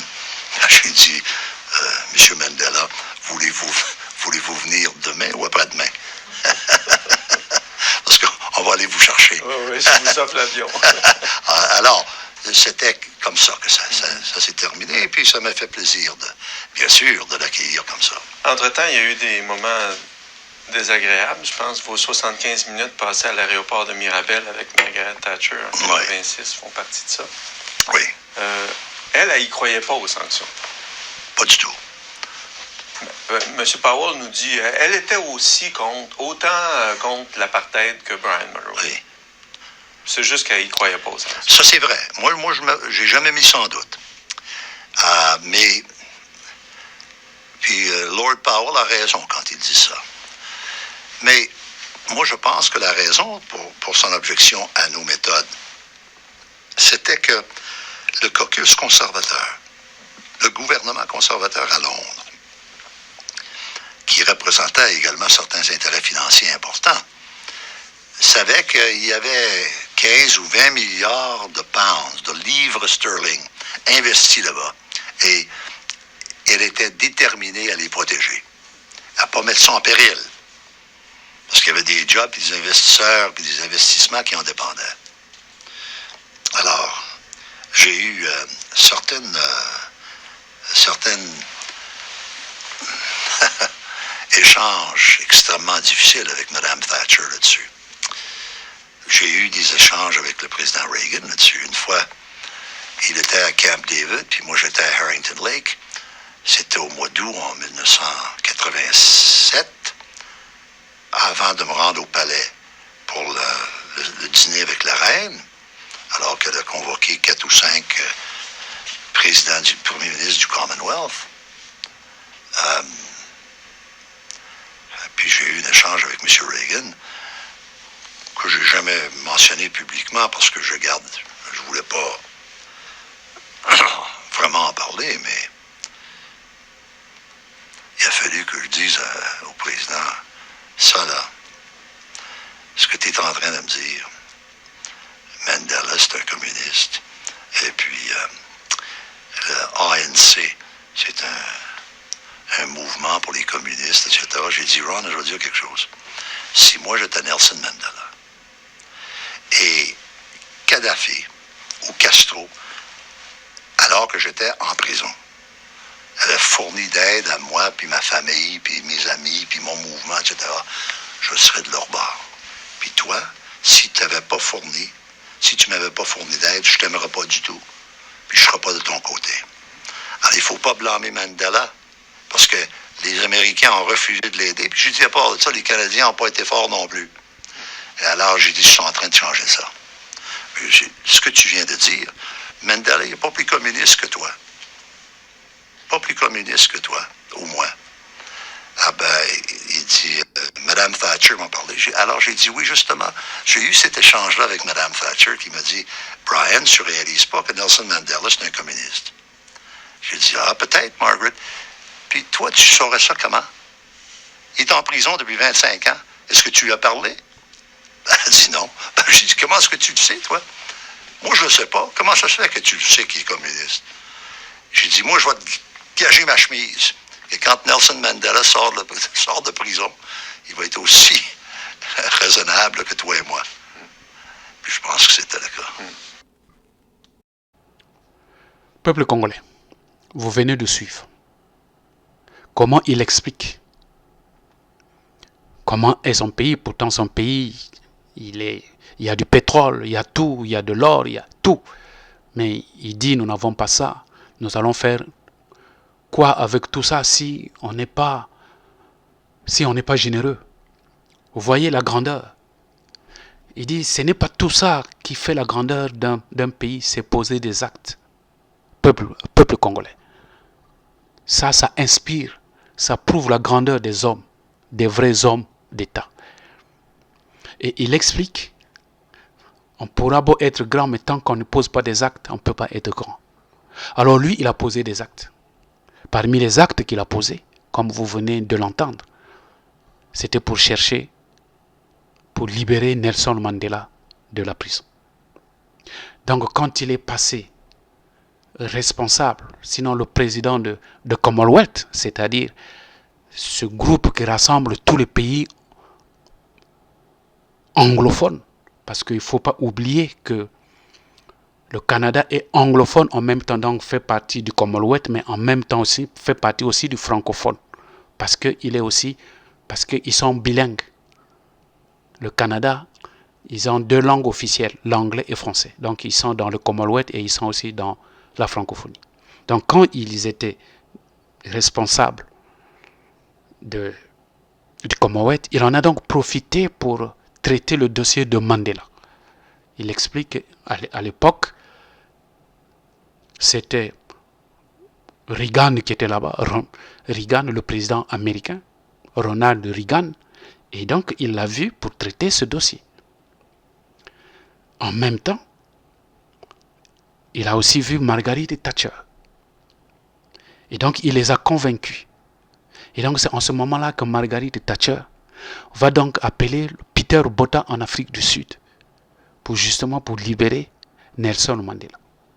Donc voilà comment Mandela a été libéré. Et quand même Nelson Mandela lui-même sort de la prison, il dit « J'avais suivi par BBC quand j'étais en prison qu'il y avait un nouveau premier ministre avocat canadien qui a pris le leadership de mon dossier. »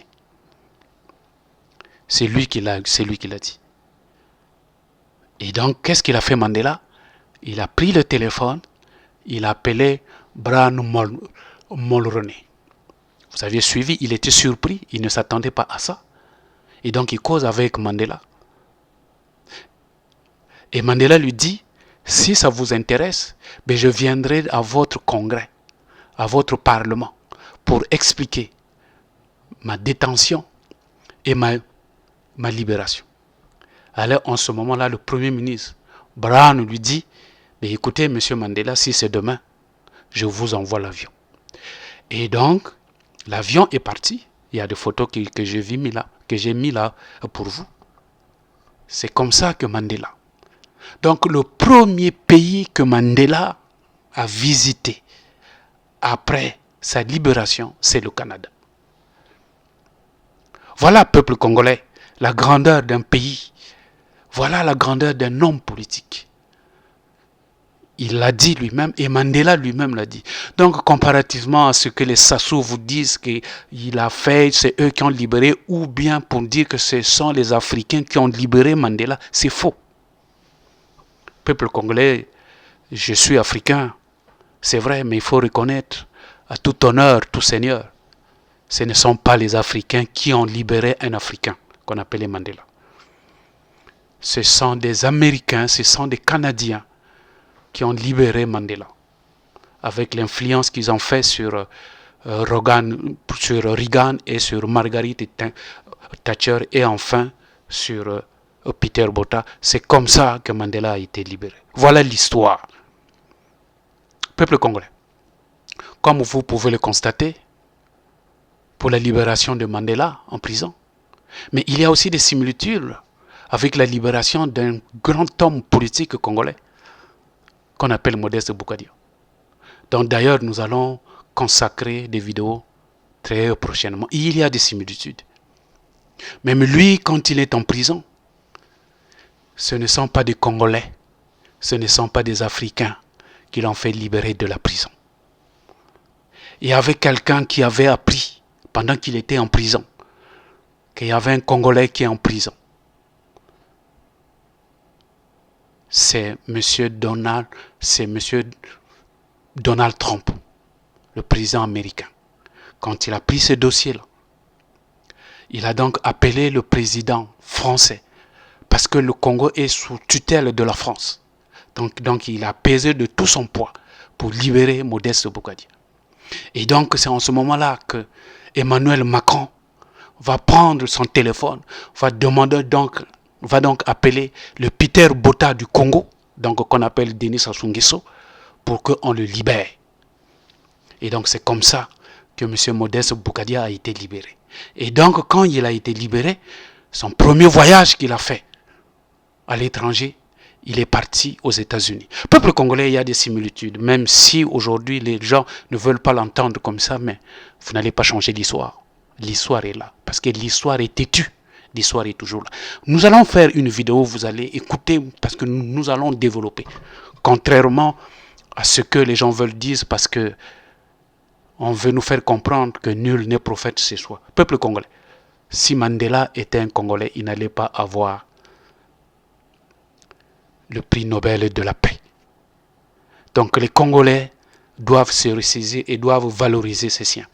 Voilà donc, peuple congolais, en quelques mots, le Canada, avec son fédéralisme, et la particularité de province qu'on appelle le Québec. Peuple congolais. Plusieurs pays ont opté pour le système du fédéralisme à travers le monde et l'Afrique. Il est temps pour le Congo, aujourd'hui, d'opter également pour le fédéralisme. D'ailleurs, le sujet fait déjà son chemin. Il est nullement question de faire le copier-coller du système fédéral canadien. Connaissant bien le génie, l'intellect, le savoir et la sagesse des Congolais, ils vont réaliser le système fédéral à la congolaise. Des propositions sont déjà faites, d'autres sont en cours. C'est l'histoire qui va être réécrite de nouveau. Peuple congolais, enfin pour terminer, nous allons vous démontrer que le fédéralisme fut déjà connu par les Congolais. L'histoire de notre pays montre que la société précoloniale était organisée en royaumes, structurée sur des bases régionales. On peut citer le royaume Congo, on peut citer le royaume Téké et on peut citer le royaume Congo. Mais je ne veux pas revenir là-dessus parce qu'il y a déjà des vidéos qui sont là. Mais ce que vous devez retenir, c'est que le royaume Congo couvrait la partie sud du Cameroun, tout le Congo, tout le Gabon, une bonne partie du Congo démocratique et l'Angola. Voilà toute cette zone. Donc à l'époque, on ne parlait pas du royaume Luango ni du royaume Téké. En fait, en réalité, le royaume Téké et le royaume Congo, c'était des subdivisions du royaume Congo. Je ne veux pas revenir là-dessus, il y a des vidéos qui existent déjà. Alors, ces royaumes étaient dirigés par un pouvoir central qui avait pour mission d'assurer la sécurité, de faciliter ou de favoriser le développement des activités économiques et de coordonner des échanges interrégionaux. L'analyse de cette société montre que depuis des lustres, la solidarité parentale née de la conscience familiale reposait sur trois éléments essentiels, à savoir le lien de sang, le lien culturel et une assise économique. C'est quoi le lien de sang? Peuple congolais. Le lien de sang. Il s'agit d'une reconnaissance par les membres du royaume d'un ancêtre commun de plus ou moins lointain. Je vais vous donner un exemple. Par exemple, chez les gens du pôle qu'on appelle les Lari, ils ont ce qu'on appelle un mvila. C'est-à-dire que quand ils donnent le mvila, on l'identifie, on trouve le lien de sang.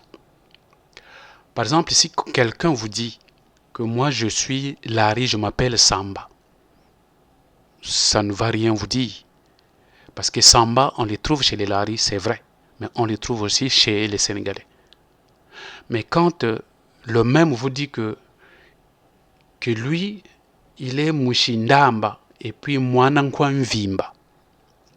Il dit, moi je suis Mouchindamba, Mouanankwa Mvimba.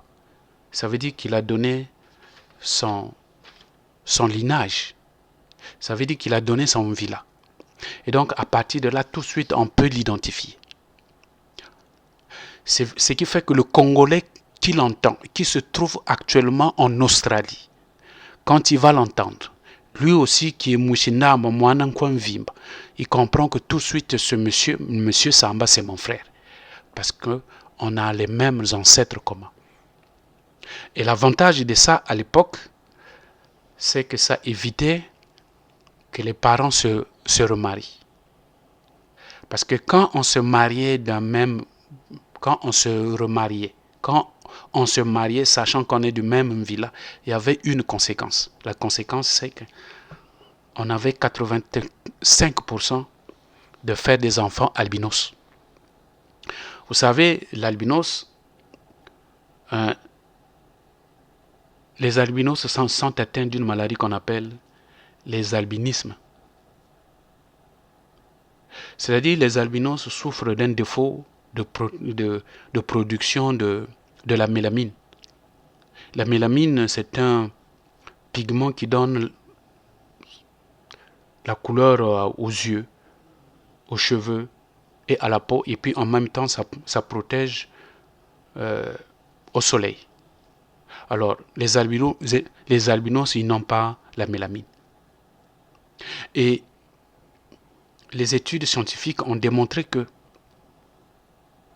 85% des albinos sont issus de relations d'amour ancestraux. C'est-à-dire que les parents qui ont eu des relations incestueuses donnent des albinos. Et donc, chez les Lari, ils avaient compris ça.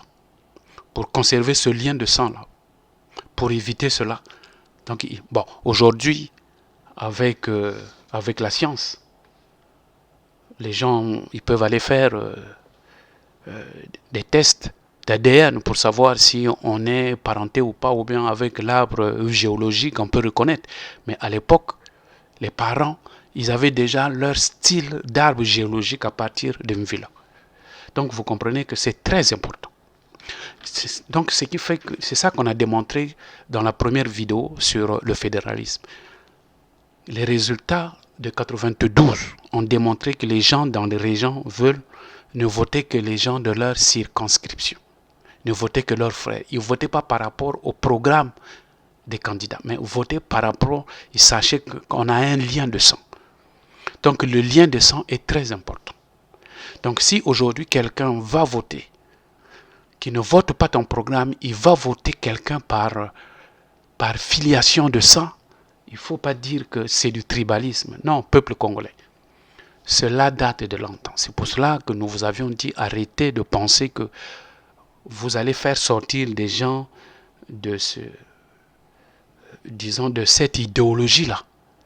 Que non, il faut me voter par rapport au programme et non pas par rapport à votre région, par rapport à votre... Non.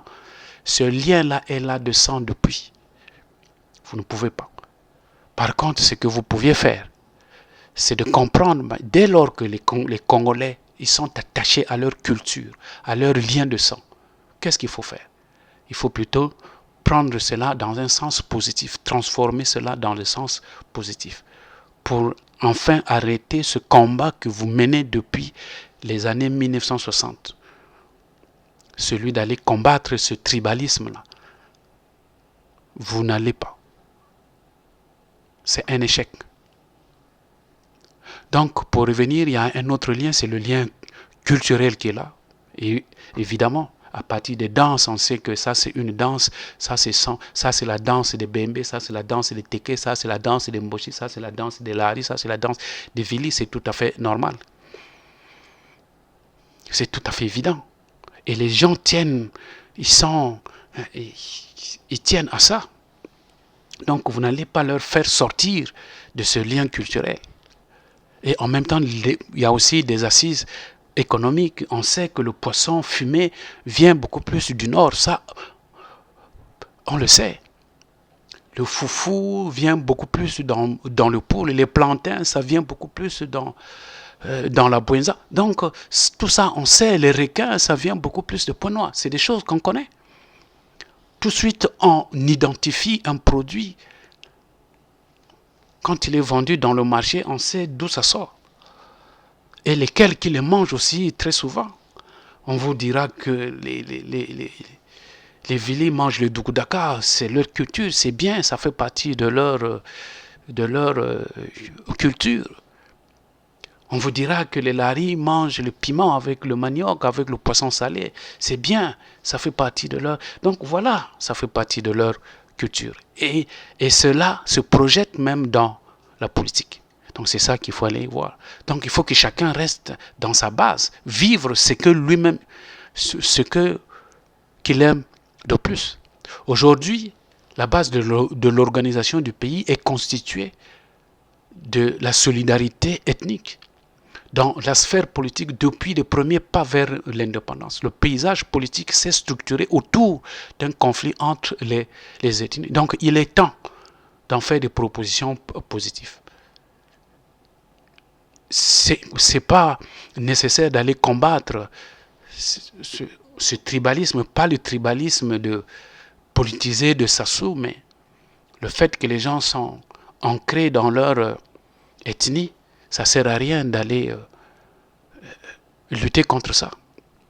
Alors, quand on regarde l'organisation du Royaume Congo, peuple congolais que je vous ai mis ici, le pays appelé Congo était organisé géographiquement en identité administrative, dirigé par des chefs de clan. Et les chefs de terre validés par un pouvoir central qui était basé en Banza-Congo. Banza-Congo, c'était la capitale, si vous voulez, c'était l'État fédéré. Donc c'était un ensemble d'identités fédérées qui se soumettaient à l'autorité d'un pouvoir central. Cette fédération ressemblait à 4 identités politiques au XVIe siècle. On trouvait les Itarianza, on trouvait les Congoriens Pangala, on trouvait les Congoriens Diamulanza, on trouvait les Congoriens Panza. Les Itarianza avaient un statut administratif particulier en tant que la province capitale, appelée également le Mbanza Congo. Et c'est là où régnait le chef. On l'appelait aussi le Congorien Totila. C'était là la capitale. C'était la capitale de l'État fédéral. Le royaume Congo avait une superficie de 2 500 km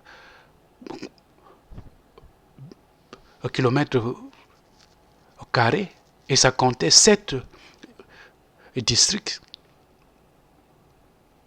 Donc c'était tellement grand. Et puis chaque district, quand les Européens sont arrivés, ils ont pris connaissance de ça. Et c'est à partir de ce moment-là qu'ils ont décidé de le morceler. Et donc c'est en ce moment-là, plus loin apparaîtra des Congo, le royaume Luango, le royaume Teke, qui en fait en réalité qui n'étaient que des districts du royaume au Congo.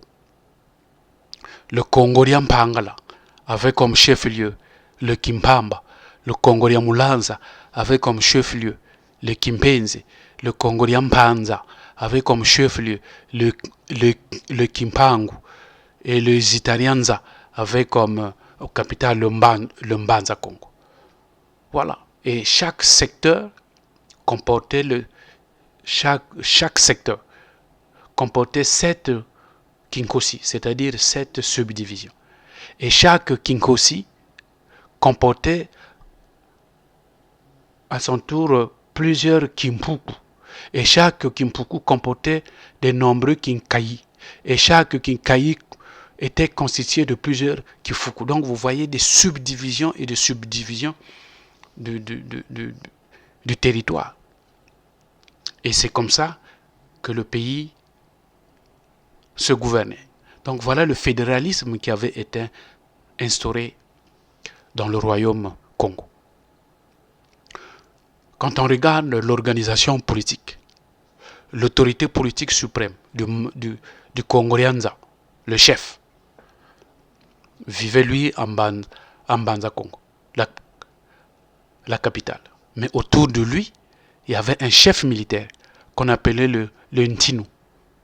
Il y avait le Mwene, c'est-à-dire le vrai chef, le patron lui-même, le roi. Mais il y avait aussi le Mfunu, celui qui était responsable au sens administratif,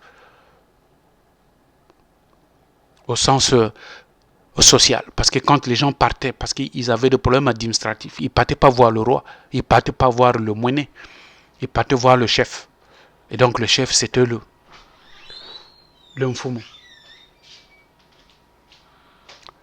Le cabinet du Mwene, c'est-à-dire du grand patron, le roi, comptait plusieurs fonctionnaires.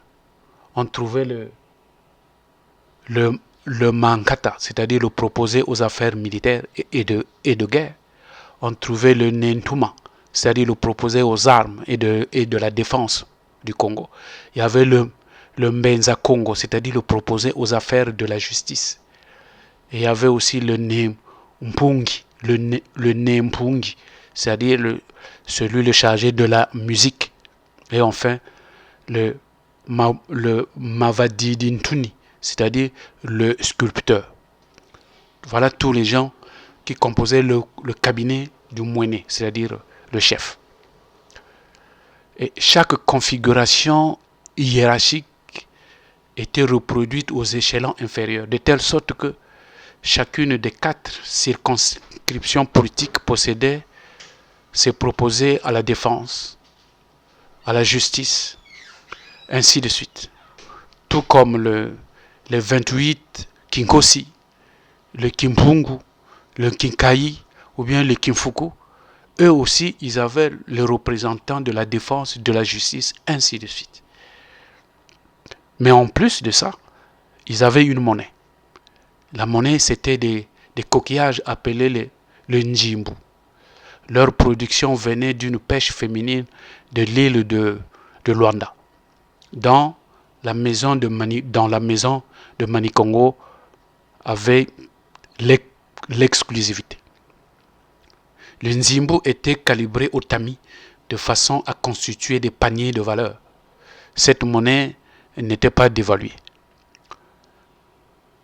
De ces faits, de tout ce que nous venons de dire, peuple congolais, nous sommes en mesure de dire que le fédéralisme fut un système que le peuple bantou, que nous avons déjà, que nous les bantous que nous sommes, nous avons déjà vécu le fédéralisme. Et donc le fédéralisme, ce n'est que dans ça, que nous devons avoir la paix. Parce que pendant ce royaume Congo-là, pendant qu'il était là, il y avait la paix. Et la paix était durable. Il n'y avait pas de guerre entre les gens du même royaume. Donc ce qui nous manque aujourd'hui, nous pouvons aller le prendre, ou bien nous pouvons encore aller le chercher de ce que nos aïeux avaient déjà vécu. Et parmi cela, nous pouvons aller chercher le fédéralisme. Parce que c'est dans le fédéralisme justement que nous ne cessons de démontrer que nous pouvons avoir la paix durable et la paix véritable. Donc pour terminer, peuple congolais, nous disons que le fédéralisme est un système d'organisation, d'administration et de gouvernement dans lequel l'État est organisé en fédération et partage avec les États fédérés de diverses compétences constitutionnelles, législatives, juridictionnelles et administratives. Bon nombre de pays avec les principes différents ont adopté pour le fédéralisme. C'est le cas du Canada, la Suisse, l'Allemagne, les États-Unis, le Brésil, l'Inde, le Nigeria et comme je l'ai dit, peut-être demain le Congo. Peuple congolais. Voilà donc quelques notions sur l'organisation de l'État fédéral et des États fédérés et aussi de vous rappeler que le peuple Congo ne veut que revenir au fédéralisme, un concept auquel il fut déjà familier. Chers compatriotes, dans la 3e vidéo qui va suivre, nous parlerons du nouveau Congo, le Congo de demain, le Congo avec son fédéralisme. Et nous allons aussi démontrer comment ce mode d'organisation va être appliqué dans notre pays, le Congo.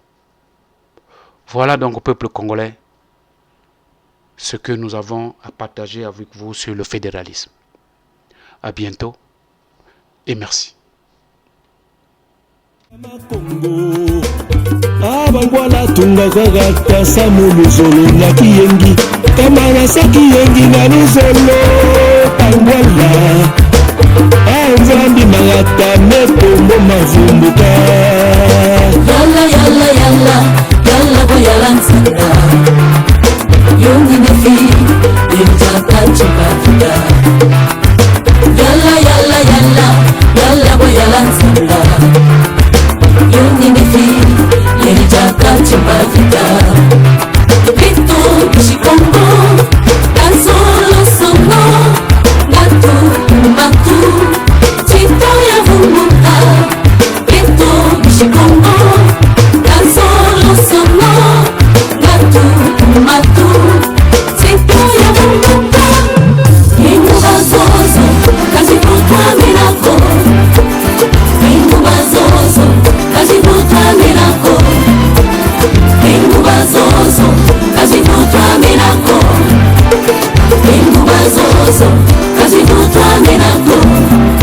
Bienvenue Mikambu, batekela na miaou, balandila, na miaou, zile kuzimbaka na mwaku, kala ya malambo, Kidjali Congo, c'est encore possible, yeah.